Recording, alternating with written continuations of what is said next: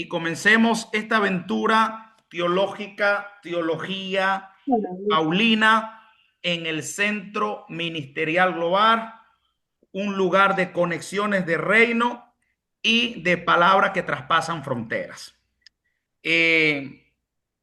Gloria a Dios. Que traspasan fronteras. Vamos Que a, usted vamos a. ¿Qué No es la vamos a teología paulina? ¿Qué es la cosa teología mañana. paulina? ¿Qué es la teología paulina? La teología paulina es el estudio del pensamiento teológico del no ha habido apóstol. nadie. Nos Por mandaron favor, el Zoom. apague el micrófono y cuando desea hacer una pregunta, me la hace con todo gusto y si tengo la respuesta, se la daré. Y si no tengo la respuesta, le digo, la semana que viene le traigo una respuesta, con mucha humildad. ¿Sí? Muy bien. Entonces, la teología paulina, a los que quieran la diapositiva y todo esto, le vamos a dar la diapositiva, ¿sí? Todos los materiales que tengamos, se los vamos a dar para que podamos tenerlo y usted también pueda darlo a otras personas. La teología paulina es el estudio del pensamiento teológico del apóstol Pablo, tal como aparece en sus epístolas. Se enfoca en temas centrales como la justificación por la fe, la gracia de Dios, la obra del Espíritu Santo, la unidad del cuerpo de Cristo y la escatología. Todos tenemos un pensamiento teológico, todos los pastores predicamos teología de acuerdo a nuestra formación, de acuerdo a nuestra estructura social, de acuerdo a muchos factores que inciden en nuestro pensamiento y hace que nosotros tengamos de alguna manera formas de pensar e ideologías. En este caso, cuando hablamos de la palabra teología, es la ciencia que estudia a Dios, pero es un concepto muy pequeño porque estudiar a Dios es algo increíblemente fascinante, pero conseguir el resultado completo todavía no hemos llegado.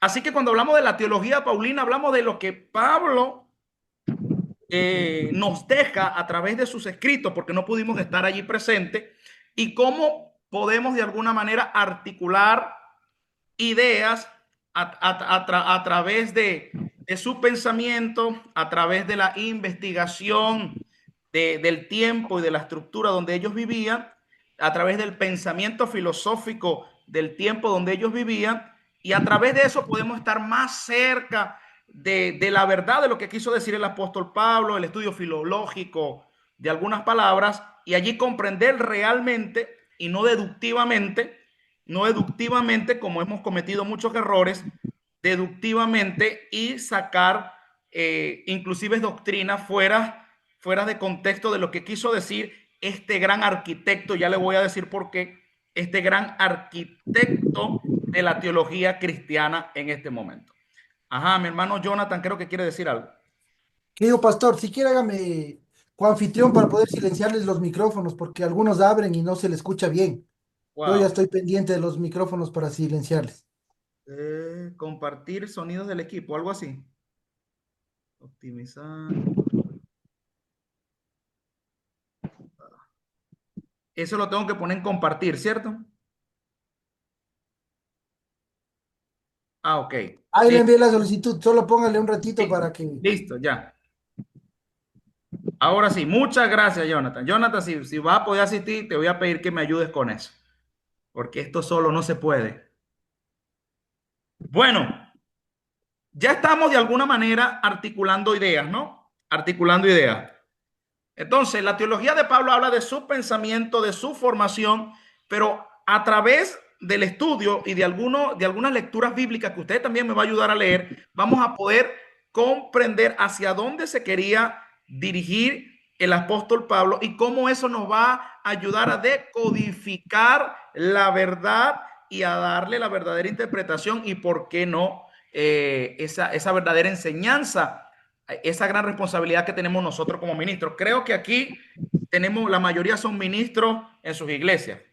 ¿Amén o no amén? ¿Y cuánta responsabilidad tenemos cada uno de nosotros con aplicar bien la palabra de verdad? Y para eso se necesita realmente una disposición de aprender, ¿no? Muy bien. ¿Qué dice Romanos capítulo 5, versículo 1, versículo 2?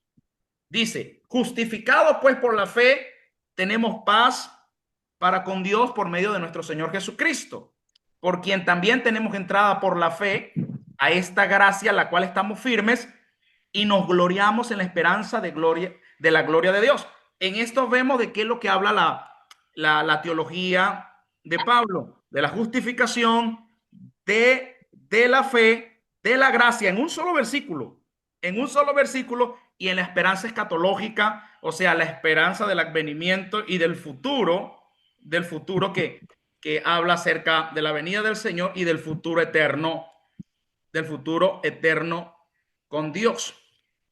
Entonces, ese conocimiento, esa teología de Pablo va a inferir, si se podría decir, de alguna manera va a tener una injerencia grandísima en lo que hoy conocemos como eclesía. De hecho, Pablo es el que establece de alguna manera el término eclesía y el ordenamiento de la eclesía, de lo que hoy vemos y lo que hoy vivimos como iglesia. Aunque eso no lo vamos a explicar hoy, pero es una manera de introducir lo importante del arquitecto Pablo para lo que va a ser el funcionamiento futuro de la iglesia. Pablo, considerado el principal arquitecto teológico del cristianismo primitivo, su visión de la fe, la libertad cristiana y la relación entre la ley y la gracia marcaron una doctrina cristiana. Una doctrina cristiana. Yo quiero que alguien me diga de repente, para que hubo una pelea entre Pablo y Pedro. ¿Qué libro habla de esa pelea? ¿Qué carta de Pablo habla de la pelea entre Pablo y Pedro?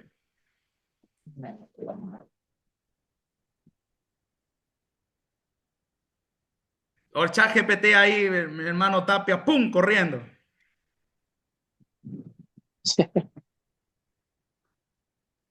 Rápidamente. ¿Cuál es la carta paulina que habla de una pelea entre Pablo y Pedro? Parece mentira, ¿no? Entre cristianos no debemos pelearnos, pero hay una narrativa. Carta a los romanos. No es Los carta. romanos. Rápidamente. Los Gálatas. Los Gálatas, muy bien, muy bien. Pablo tiene una pelea con el apóstol, para hablarlo de manera que pueda ser entendible. Pablo tiene una pelea con el apóstol Pedro porque se estaba comportando hipócritamente. Cuando estaba con los judíos se comportaba como judío, y cuando estaba con los gentiles se comportaba como gentil. ¿Y para qué es esto? ¿Qué hipocresía es esta? ¿Qué hipocresía es esta? Y Pablo viene a construir y viene a explicarle a los mismos discípulos de Jesús cuál es el desarrollo de la visión de Cristo, que a los suyos vino, pero que a los suyos no le recibieron. Pero a los que le recibieron, le dio potestad de ser llamados, ¿qué? Hijo de Dios. Hijos de Dios. O sea, un discípulo, un apóstol o un discípulo que no anduvo presencialmente con Jesús, le tiene que explicar cuál es el funcionamiento y cuál es la construcción, porque la iglesia estaba en construcción en este tiempo, y Pablo, Dios le da la revelación para empezar una construcción mucho más grande. Él como arquitecto, pero el principal arquitecto es el Espíritu Santo, que se le estaba revelando a otra gente, y Pablo no le quedó más que aprobar y hacerle entender a los de Jerusalén. No sé si se acuerdan, Hechos capítulo 11, por favor, le dejo de tarea para que estudien bien. La primera constitución de la iglesia gentil se produce en Hechos capítulo 11 y Hechos capítulo 15, para poder entender de dónde los apóstoles le dicen, bueno, Pablo, ungido por el Espíritu Santo, vayan y hagan su trabajo con los gentiles. Pero era porque Pablo había traído buena noticia de que el Espíritu Santo estaba haciendo algo allá. Ok, Pablo es considerado el principal arquitecto teológico del cristianismo. Su visión de la fe, la libertad cristiana y la relación entre la ley y la gracia marcaron marcaron la doctrina cristiana. Rápidamente, un ejemplo que usted tenga así rápido sobre la diferencia que tenía Pablo entre la gracia y la ley. Rápidamente. Yo quiero que usted participe también. La Todos aprendemos de circuncisión. alguna manera. La circuncisión. La Es correcto. Muy bien. circuncisión. Muy bien. Muy bien. La circuncisión como un antiguo pacto, pero que en Cristo había que circuncidar ¿qué? El espíritu, el corazón. Había que, eso, muy bien. Había que, y que esa era la verdadera libertad. Ok, hasta ahí todo bien. Pero Pablo es el principal arquitecto de entender un nuevo formato donde incluía no solamente a los judíos, sino que incluía al mundo entero. Qué maravilloso, ¿no? Pablo tenía una visión Amén. expansionista. ¿Cuántos tienen una visión expansionista y no sectarista? Amén. Amén. ¿Sí? Diga conmigo, expansionista. Yo también soy medio predicador también, así que Expansionista. expansionista y no, ¿qué? Expansionista. Y no sectarista. Expansionista. Y Los no fariseos sectarista. los fariseos son sectaristas y los paulinos son ¿qué? Expansionistas. Expansionista. Muy bien, vamos bien. Dijo por ahí, dijo alguien. Bueno, en el libro de Gálatas, y estoy trayendo versículos bíblicos para que usted no me vaya a decir, el pastor habló un montón de cosas y no trajo versículos bíblicos, ¿ya? Sí, porque a veces nos colocamos así, Wow. ¿verdad? Habló un montón de cosas y no tiene ni un... Hoy traje versículo bíblico de más. Yo creo que de las clases, el día que voy a traer más versículos bíblicos es hoy, como para que asentamos bases. ¿Amén? Asentemos bases. Gálatas capítulo 5, versículo 1 dice, está pues firme la libertad con que Cristo nos hizo libre y no estáis otra vez sujetos al yugo de esclavitud. O sea, la teología de Pablo habla de los 4 puntos anteriores, de la fe, de la libertad, de la gracia y de la escatología futura, cosa que los judíos estaban más perdidos que Tarzán en Nueva York. O sea, ellos creían que todavía había que seguir prendiendo velitas para hablar de manera jocosa y usted no se me duerme en Zoom porque la gente se duerme en Zoom, es complicado estar en una pantalla prendiendo velitas. Y después de la muerte de Jesús, ellos creían que debían seguir haciendo sinagogas con las mismas rutinas, con las mismas liturgias. Y de alguna manera Dios usa a Pablo para traer nuevas liturgias, nuevos comportamientos. Y Pablo tuvo oposición, porque cuando tú tienes una visión expansionista, vas a tener oposición. Vas a tener oposición. Pablo Oposición. le habla a los gálatas porque los gálatas son en mi país, en Venezuela, a los súper religiosos le llaman rabacanda. En Dominicana creo que le llaman los rabacucu. Creo que le llaman los rabacucu, que son extremistas en su forma externa de demostrar santidad. Los gálatas eran estas personas y Pablo viene a hablarle de una libertad y el tono de voz, hoy no vamos a hablar totalmente de Gálatas, pero Pablo cuando habla con los Gálatas habla con una intensidad fuerte porque había problemas de religiosidad y con el primero que se enfrenta es con Pedro, se enfrenta con Pedro y empieza a escribir toda una carta para resolver un problema puntual, ya después vamos a hablar de eso, un problema puntual, pero el común denominador de lo que él quiere hablar aquí es de la libertad. Diga conmigo, la teología de Pablo, la libertad en Cristo, La teología la justificación por la fe, libertad en Cristo. la justificación por la fe, la gracia y la La escatología justificación de futura, la fe, que la significa gracia la venida de Cristo, la Cristo. segunda resurrección. Eso. Hasta ahí todo bien. Muy bien. El arrebatamiento y la venida. Correcto. Ahora la pregunta es, ¿qué es la teología paulina? Podemos decir que la teología paulina es el estudio de los escritos de Pablo, el estudio sistemático de los estudios de Pablo para poder entender, para poder entender la raíz y el primer sentido, para poder entender el primer sentido. Mucho de lo que hemos escuchado o lo que hemos aprendido de nuestros antepasados pastores, ellos fueron lindos, ellos leyeron así. ¿Usted ve este celular? ¿Sí lo puede ver? Dígame sí para saber que está ahí.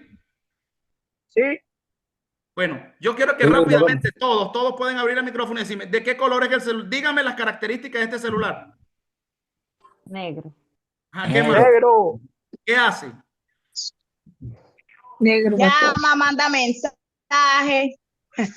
Ajá, ¿qué más? ¿Qué más? ¿Qué más puede usted ver así? Ve video. Ajá, ve video de TikTok sobre todo, ¿no? Los tiktokeros. Ah, ¿Qué más? Medio ¿Qué de más puede usted? Ahí lo comunicación. prendí. ¿Qué más? Medio de velo, comunicación. y está metido ahorita recibiendo información por grupo Zoom. Por grupo Zoom. Ok, eso es lo que podemos deducir deductivamente. ¿Verdad que sí? Deductivamente. Pero cuando Efectivamente. empezamos a investigar inductivamente, que significa ir a lo profundo, empezamos a entender quién hizo el celular, quién compró el plástico del celular, con qué hicieron el celular, con qué tecnología hicieron el celular, en qué empresa fue donde lo buscaron, cuál fue la corriente que buscaron. ¿Se da cuenta que hay mucha más profundidad? Entonces, Sí cada vez es. la palabra de Dios, y eso es una pequeña práctica hermenéutica entre inductivo y deductivo, que a veces nosotros leímos algunos versículos bíblicos de manera ojo por ojo, diente por diente, y la gente se sacaba los dientes. Y si tu ojo es ocasión de caer, sácatelo y algaban a unos tuertos. No, no es así. Se necesita un estudio, sí, se necesita un Wow. estudio filológico, entender el contexto histórico, el pensamiento de donde ellos estaban, el pensamiento filosófico de donde ellos estaban, para poder entender qué se quiso decir. Algunas palabras Cultural, sí. y todo el conocimiento cultural, el desarrollo de sus liturgias, el desarrollo de sus costumbres, para poder entender, por ejemplo, no lo voy a hablar ahorita, el ejemplo de, es más fácil que un rico entre, Ah, que es ese mismo, yo sé que usted me entendió, que que el al reino de los cielos camello le entre pasa por por el ojo de una la aguja, aguja. no. Es más fácil. Entonces, eso no se puede Ey, entender desde un punto de vista deductivo. Se tiene que entender desde un punto de vista inductivo y conocimiento de la cultura israelita, ¿no? O amén. semita o antigua. Entonces, ¿qué es la teología Mitas. paulina? No es filosofía griega, no es judaísmo tradicional. Ahora, es la teología paulina, y esto usted debe escribirlo, es el evangelio contextualizado Actualizado. para todo, contextualizado para todo, de acuerdo al contexto. Me hice judío para ganarme al judío, me hice al griego para ganarme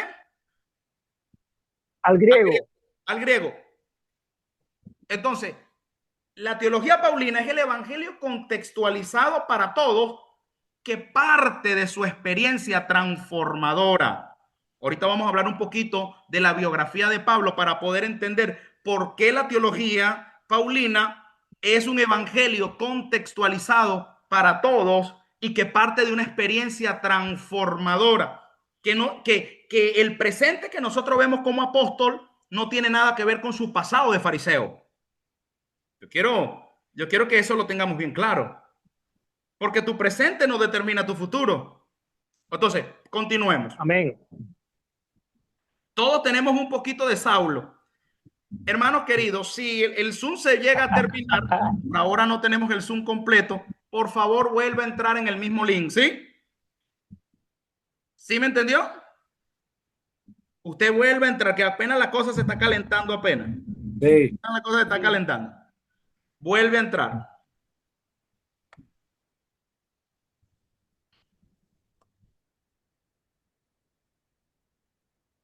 Mire, ya les dije a ustedes que no era qué, filosofía. Ya les dije a ustedes que no era qué.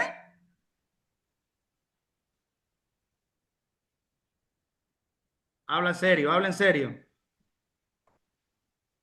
Que no era Era judaísmo sabiduría tradicional. humana. Ajá, ahora Judaísmo y qué dice Primera de Corintios, léalo, mi hermano Lapoc, léalo. Ese versículo nos encanta a nosotros.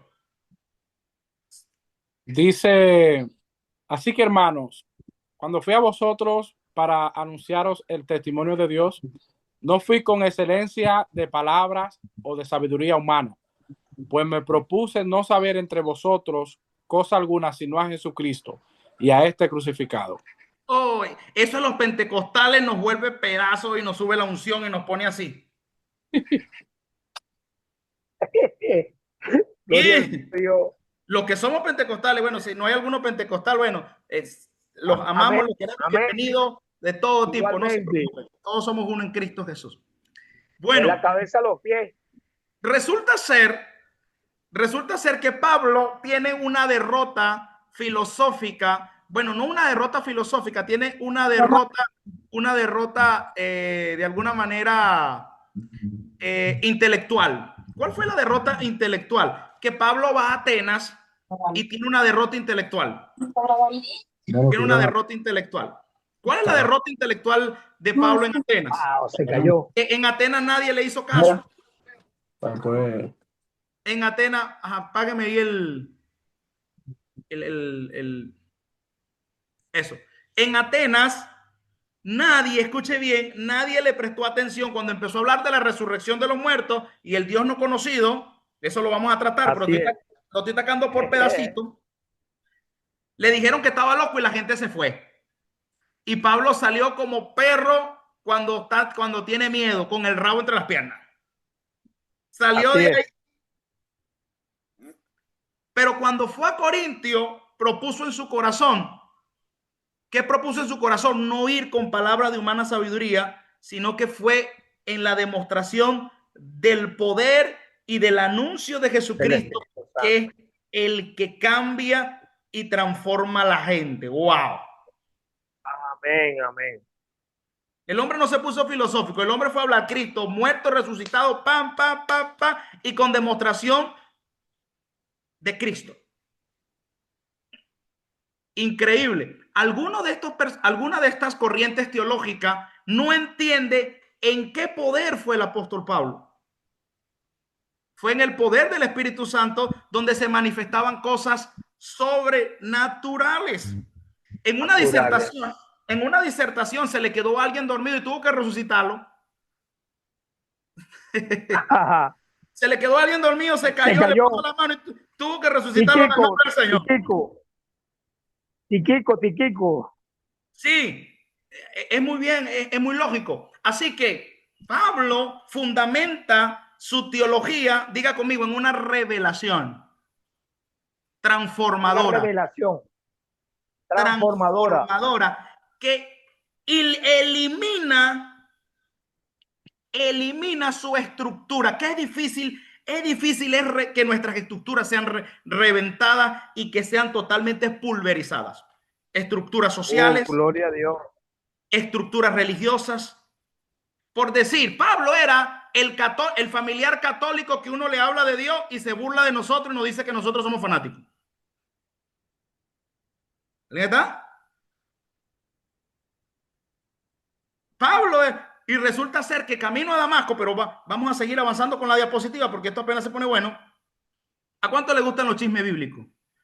A mí me gustan los chismes bíblicos. Yo los únicos chismes que me gustan son los chismes bíblicos. Los otros chismes, fuera. Así es. Me gustan chismes, puro chisme. Así es. Me gusta chismearle la vida a Pablo, a Pedro, qué era lo que estaban haciendo. Esos tipos de chismes son lo que me gusta. Vamos a hablar de la biografía de Pablo. Saulo significa fariseo deseado o el deseado. Saulo, Tarso, la ciudad. Saulo de Tarso, donde nació, en Sicilia. Saulo de Tarso significa el deseado. O sea, ahí viene el deseado. Mira el nombre que tenía Saulo. El deseado, como para sentirse altanero, como para sentirse así, tú sabes. Ahí viene el tipo que estudió en la Universidad de Gamaliel. Ahí viene el tipo que se sabe las 1300 leyes de la Torá. Ahí viene el tipo celoso que guarda la tradición judía y la ley farisaica de manera incorruptible. Ciudadano romano por derecho, fariseo de fariseo. ¡Wow! El tipo, pero tiene un encuentro con Dios. Tiene un encuentro con Dios para matar a los hijos de Dios. Pero como cuando alguien va a hacer algo en contra de nosotros, Algunos van a tener un encuentro con el Señor antes de que nos hagan algo. Y alguien debería decir amén a eso. Y ahí se me sale lo pentecostal. Amén. Ahí se me sale lo Amén. pentecostal, la poco. Cuando van a venir a matarnos, resulta ser que se convierten en evangélicos. ¡Aleluya!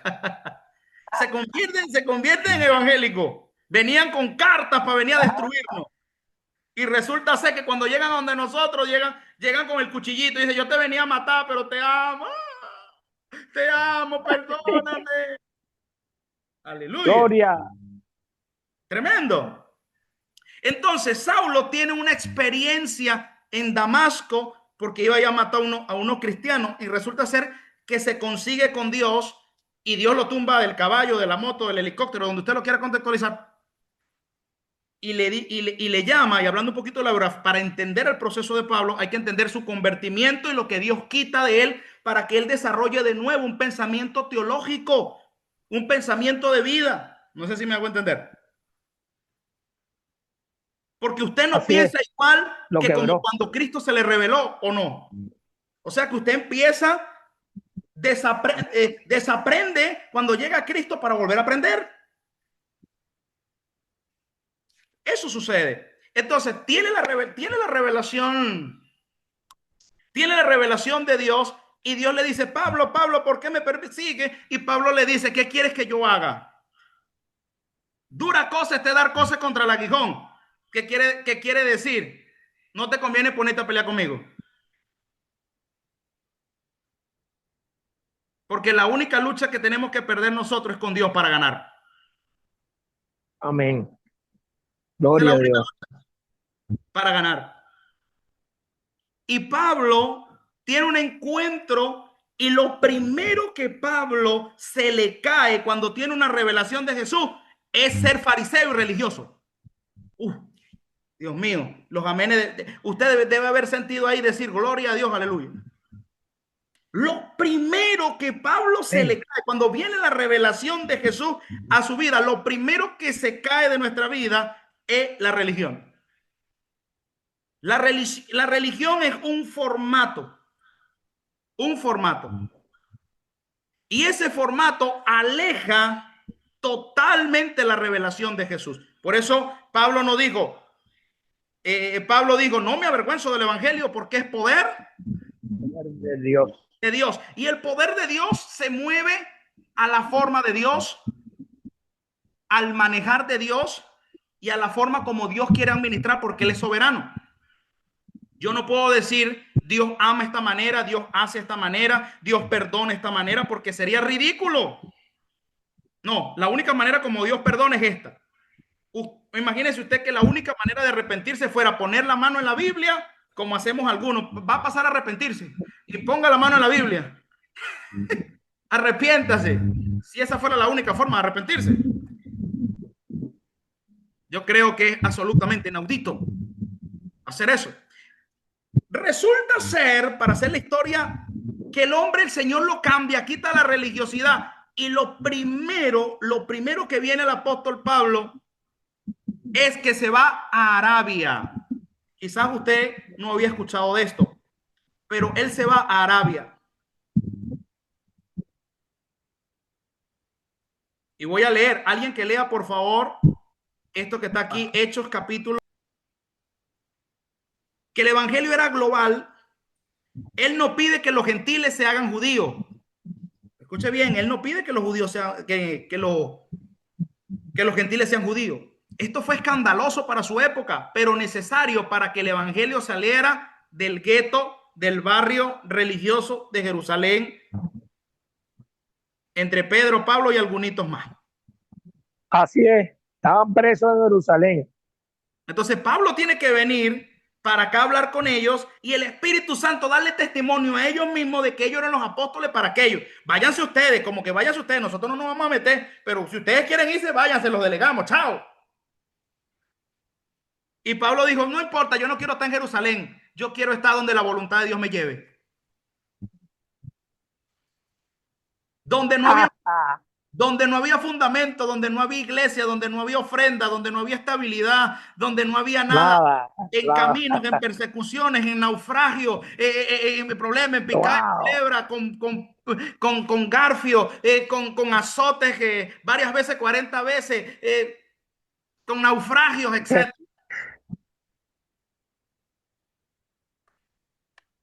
Hasta partió de este mundo y lo resucitó el Espíritu Santo.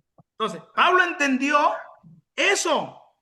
Él es el responsable, el arquitecto y responsable de la universalización del evangelio, que el evangelio es por gracia para todo aquel que cree por la fe. Lo peleó, lo batalló, lo vivió, lo fundó y bueno, y se martirizó. Uy, dígame si eso no es vivir por lo que usted cree. Amén. ¿Cuántos quieren ser los próximos Pablo? Diga amén, diga, yo quiero ser el pequeño Amén. siervo de Dios. Amén. Yo quiero ser pequeño siervo. Yo quiero de ser Dios. Qué bueno, qué bueno. Seguimos. Romanos dice, porque no me avergüenzo del evangelio, porque es poder de Dios para salvación a todo aquel que cree, al judío primeramente y también al griego. Este versículo, Pablo declara que la salvación es universal para judíos y gentiles. Es una defensa, es una reflexión, para los romanos, que no es una secta judía por la cual vino el Salvador, sino que el Salvador murió para todos. Y él la defiende. Aún algunos judíos querían judaizar. Recuérdese que en la fiesta de Pentecostés hubo prosélitos, cretenses y todas esas palabras raras. Fueron a Pentecostés y conocieron de Dios, porque mucha gente iba a Jerusalén y pagaban para ser prosélitos, que significa personas que adquieren una nacionalidad, que adquieren la cultura religiosa de ese país. El etíope fue uno. El etíope, cuando se lo consigue Felipe, él venía a una de esas fiestas y él le explica lo de Jesús, se convierte y se desaparece. No quiero entrar porque tenemos poco tiempo, pero Romanos y este versículo aclara la disposición que tenía Pablo de quitar las cadenas de que la salvación y que la religión cristiana era solamente de los judíos. No, sino era para todo aquel que cree en Jesús por fe. Ahí vamos entendiendo un poco, ¿no? Del por qué, y es una defensa. Cuando empecemos a ver las cartas vamos a entender más su contenido.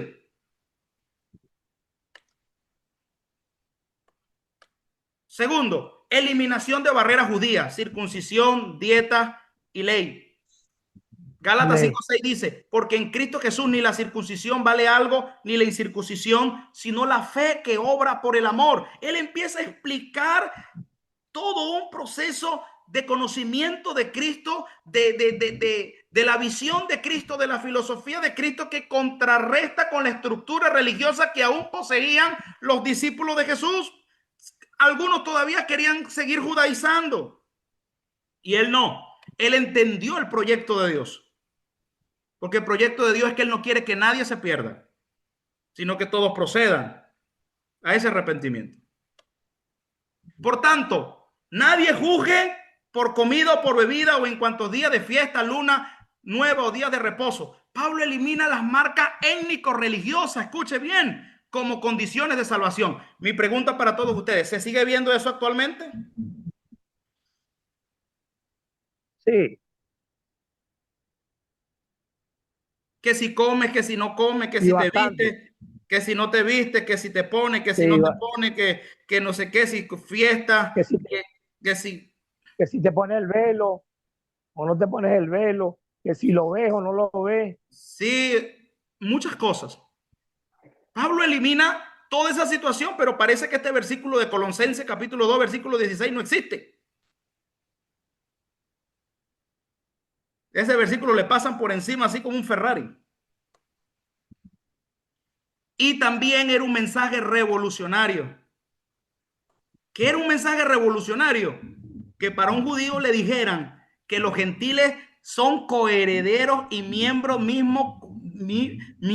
mismo cuerpo y copartícipes de la promesa en Cristo Jesús por medio del evangelio. El evangelio, las buenas nuevas, la felicidad que cambia toda la existencia humana. Eso es lo que significa la palabra evangelio y se la vamos a explicar la semana que viene. La buena nueva y la felicidad que cambia toda nuestra existencia humana. El mensaje era escandaloso porque los gentiles eran los impíos, los incircuncisos. Porque Jesús viene a traer un nuevo pacto y una nueva estructura a través de Jesús, donde nos injerta a través de su sangre y a través de su sacrificio, donde todos somos hermanos por medio de la fe. El mensaje era escandaloso para muchos judíos gentiles, incluidos como iguales. Iguales a nosotros. No podían decir el Señor reprenda al diablo porque no entendían. No podían decirlo. Tenían revelación. Número 4. En ese proceso de universalización, de llevar el evangelio y de Pablo empezar a entender algunas cosas, Hechos capítulo 13 dice, porque así nos ha mandado el Señor diciendo, te he puesto para luz de los gentiles. Eso fue en Hechos, en el primer congreso evangélico en el libro de los Hechos. Escuche bien, por eso lea Hechos 11 hasta el 15, para que entienda todo el proceso del primer congreso, lo entienda bien y abra su mente y sus ojos para entenderlo. Porque así nos ha mandado el Señor diciendo, te he puesto para luz de los gentiles, a fin de que seas para salvación hasta lo último de la tierra. Ahí viene la declaración, la manifestación del Espíritu y obviamente el desarrollo que Dios le manda hacer en el ministerio a Pablo y en ese momento Bernabé. Primera de Corintios 9:22. Me he hecho a los débiles como débil para ganar a los débiles. A todos me ha hecho de todo para que de todos modos salve a alguno. Pablo adapta el mensaje sin alterar su esencia, alcanzando múltiples contextos, alcanzando casi todo el Asia Menor para Cristo por medio de la esencia de Jesús y no por leyes humanas. Vamos entendiendo, dígame, la teología de Pablo, la teología paulina. Gálatas 3:28 dice, ya no hay judío ni griego, no hay esclavo ni libre, no hay varón ni mujer, porque todos vosotros sois uno en Cristo Jesús. Efesios 2 dice, porque Él es nuestra paz, de que ambos pueblos hizo uno, derribando la pared intermedia de separación, aboliendo en su carne las enemistades, la ley de los mandamientos expresados en sus ordenanzas. Wow, es duro para un judío escuchar esto, pero esto trae como consecuencia la liberación del proyecto de Dios para el mundo entero y el crecimiento del evangelio de Jesús por todo el mundo. Por todo el mundo. Pero alguien tuvo que ponerse las botas y alguien tuvo que pararse firme y decir, por esto murió Cristo. Por esto murió el Señor. Wow. O sea, el tipo, vamos a decirlo de manera coloquial, el tipo la tenía bien puesta, su fe estaba bien puesta por la revelación que tenía del Señor. Mi pregunta, ¿cuántos tienen revelación de Jesús? Dígame, aunque sea por fe. Amén. Amén. Amén. Amén. A ver. Sigamos. Las cartas paulinas eran escritas para resolver problemas concretos. Pablo no pensó que serían escritura inspirada. Pablo ni se enteró que eso iba a formar parte de una Biblia. Eso es importante saberlo. Pablo ni siquiera sabía eso. Pero lo único que sí Pablo quería era traer orden, un orden ético, un orden espiritual a las iglesias donde le llegaban los reportes. Por eso es necesario los reportes son necesarios y estar bajo coberturas, estar en el buen sentido, estar bajo sujeción a las autoridades. Pablo no pensó que sería inspirada. Él escribió para resolver problemas en Corintios, para resolver el problema en Roma, para resolver problemas en las distintas iglesias. Porque algunas iglesias privilegiaron la tradición oral. Era lo que habían escuchado de los antepasados. Y así están muchos evangélicos, privilegian lo que habían escuchado antes y todo el que trae un conocimiento de la Biblia nuevo lo eliminan, lo tildan de herejía. Así es. Pablo dejó constancia escrita para evitar confusión. Y esas cartas se empezaron a multiplicar y ahora se convirtieron en parte del canon bíblico. Pero él jamás se imaginó que eso iba a ser parte del canon bíblico, y eso no se lo voy a explicar ahora. Pero entiéndase que las cartas Paulinas, cuando usted lee las cartas Paulinas, usted está chismeando problemas ajenos de otras iglesias.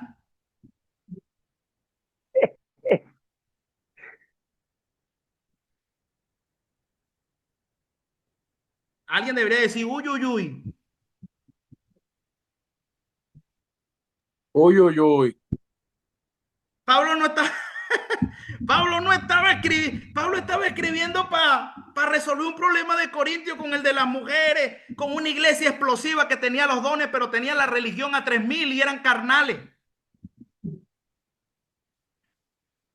O sea que cuando usted lee las cartas paulinas, usted está leyendo correspondencia ajena.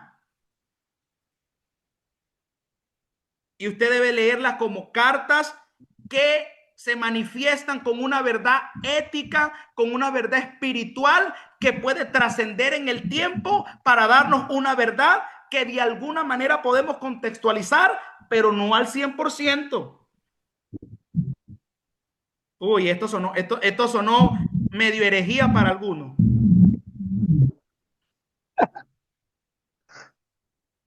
Porque no podemos contextualizar algo que se estaba resolviendo. Los problemas de Efesios no eran los problemas de Corintios.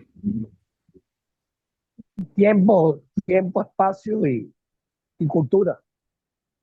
Así que las cartas paulinas resuelven un problema y no pretendían de alguna manera direccionar doctrinalmente a la iglesia.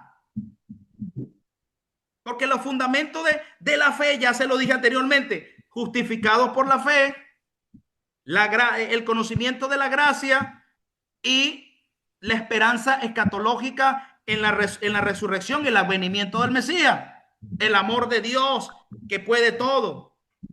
Y él hace una estructura de cómo administrar la iglesia, que lo vamos a ver en la próxima clase, cuando hablemos de Corintios. Entonces, las cartas paulinas vienen a resolver problemas puntuales. Vamos entendiendo hasta ahora.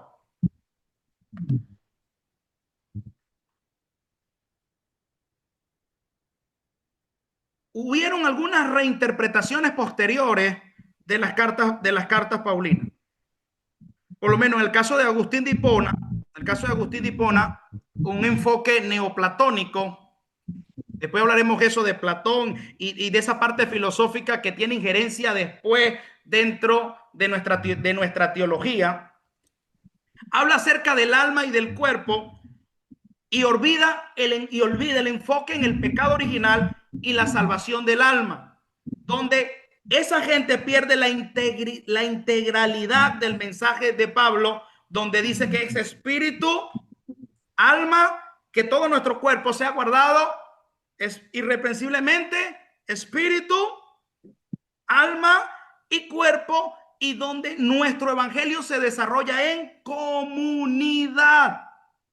Obviamente, en el tiempo de Agustín de Hipona y en ese pensamiento del alma, vienen los posteriores procesos donde decían el cuerpo puede hacer lo que le dé la gana y el alma es la que se purifica. Y cambia el concepto de lo que Pablo quiere decir en cuanto al comportamiento vivencial de un hombre y de una mujer de Dios. Estamos terminando para empezar las preguntas. No los quiero cansar. Lo que pasa es que cuando las clases son gratis, cansa rápido. Cuando estamos pagando, queremos que el profesor hable más. Ahí estamos, ¿cierto? ¿Ah? Esa es una verdad. Wow, No, Esa es una realidad. Cuando se paga, no se quiere perder. Cuando se paga, muy poquito, siga, maestro. Pero cuando no se paga, ¿cuándo va a terminar este hombre? Así que quiero ser breve, pero que usted quede con hambre. Gloria. Vamos a buscar aquí. Pablo fue un pionero valiente, nos dejó cartas vivas, no solo doctrina. Su vida nos reta a vivir el evangelio sin barreras. No, sin barreras. Qué difícil es para algunos vivir el evangelio sin barreras, sin dogmas, sin pensamientos de hombre, sin cuestiones denominacionales, etcétera, etcétera, etcétera. Para no entrar en algunas cosas. Quiero leer unos pensamientos de grandes hombres que pudieron de alguna manera investigar el proceder de Pablo y dar luces para que el pensamiento de Pablo sea mucho más entendible para nosotros en estos tiempos y poderlo verlo con ojos más amplios. En este caso, Gordon Fee, el interés de Pablo no era desarrollar una teología sistemática, no, y no lo era y nunca lo fue, sino proclamar a Cristo y formar comunidades centradas en el evangelio. ¿Cuál es el evangelio? La buena noticia que cambia toda la existencia humana. Ese es el evangelio, la alegría que dice el rey ya ganó, porque el evangelio la palabra evangelio ni siquiera es una palabra, no es una palabra evangélica. La palabra evangelio es una palabra griega que se utilizaba cuando la gente venía de la guerra, decía evangelio, evangelio, buena nueva, ganamos la batalla, ganamos, y el pueblo se regocijaba. Entonces, la buena nueva es la alegría de que el rey ya ganó y Cristo ya ganó en la cruz del Calvario, como una apología, hacerle entender a los romanos que el evangelio es el rey de reyes y señor de señores que ganó la guerra y que ya debemos estar ay, Dios mío, yo siento algo que me corre por todos lados. Amén, gloria a Dios. Ese es el problema de ser pentecostal. De repente me voy a cambiar para que no siente esas cosas que siento en el cuerpo. Métase en el juego. Gloria. Entonces, James Dunn dice, la teología de Pablo surge del conflicto entre el evangelio y la ley. Escuche bien, un conflicto.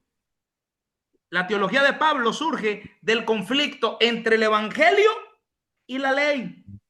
Y tiene un proceso de construcción para que pueda después desarrollarse y darse a entender para cristianos posteriores. Y ese conflicto, de alguna manera, para algunos sigue siendo vital para entender la fe cristiana, ese conflicto.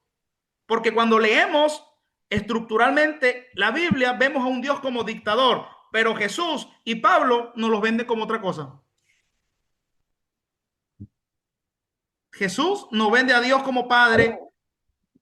Jesús no vende a Jesús como Padre. El Padre, o sea, escuche bien esto. Antes de llegar Jesús, a Dios no se le decía Padre. A Dios se le decía Adonai, Yahweh, el Shaddai, el Elohim, el Rafa, el Sabaoth.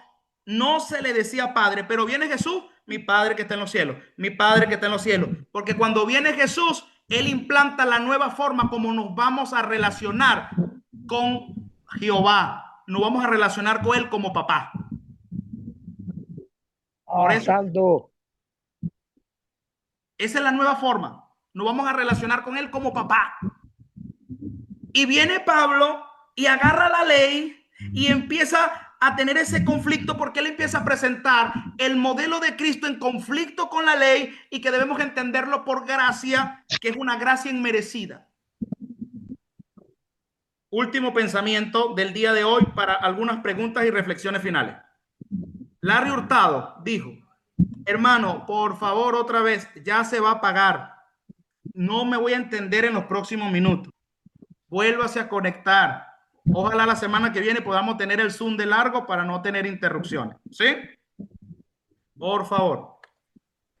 Larry Hurtado dice, para Pablo Jesús no fue solo un maestro, sino el Señor resucitado a quien se le debe adoración. Esa convicción lo transformó todo. Wow. ¿Qué pensamiento? David Bosch dice, Pablo vio la misión como la participación en la pasión de Dios por un mundo redimido y reconciliado.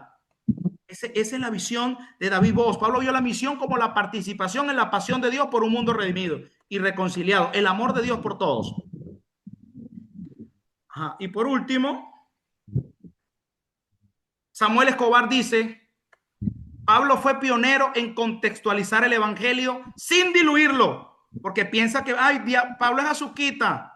No, no es azuquita, sino que él iba a la esencia del evangelio, porque hay gente que no vive la esencia del evangelio, sino condimentos innecesarios del evangelio. Pablo fue pionero en contextualizar el evangelio sin diluirlo. Su ejemplo es esencial para la misión en cualquier cultura. Bendito sea Dios. Qué increíble. Qué increíble. Qué increíble. Increíble, increíble. La semana que viene vamos a ver contexto histórico de sus cartas. Ahora, ya esto se va a apagar dentro de un minuto, pero quiero que tengamos unas reflexiones finales. Vamos a salir de la pantalla.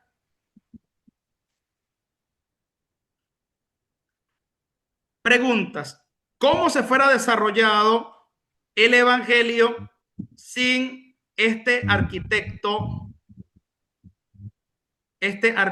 llamado Pablo? ¿Cómo fuese sido el proceso? ¿Fuera sido más corto? ¿Fuera sido más largo? ¿Fue el plan de Dios? ¿Fue la predestinación? ¿Fue el priorizo? ¿Qué fue? ¿Qué piensan ustedes?